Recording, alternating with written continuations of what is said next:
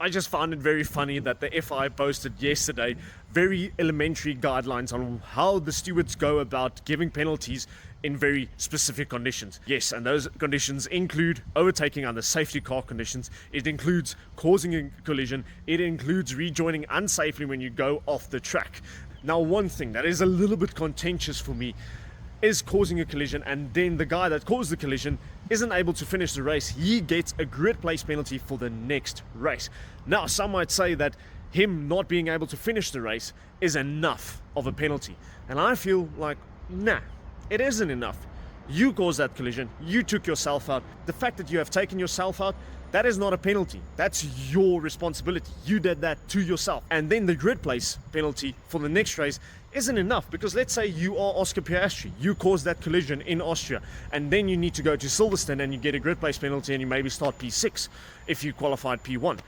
Then you just safely, for the next 15 laps, make your way to the front because you have a car advantage, and then you're P1 and then everything's happy again. That just doesn't feel right. Yeah, you get 3 penalty points on your license, but I would rather say, don't give him the grid place penalty.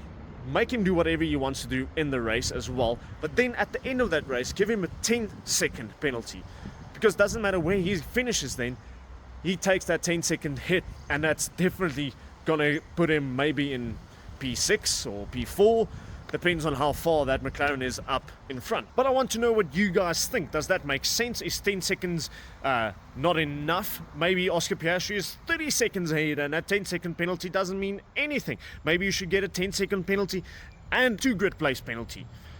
I don't know. That's exactly the position the FI and the stewards are in. It is a difficult thing to enforce. It is. You have such nuances. You can do this or you can do that. Everybody is going to have opinions at some point that's going to feel like, oh yeah, that makes sense, and it is a little bit unfair to that guy, or it is a little bit unfair to that guy.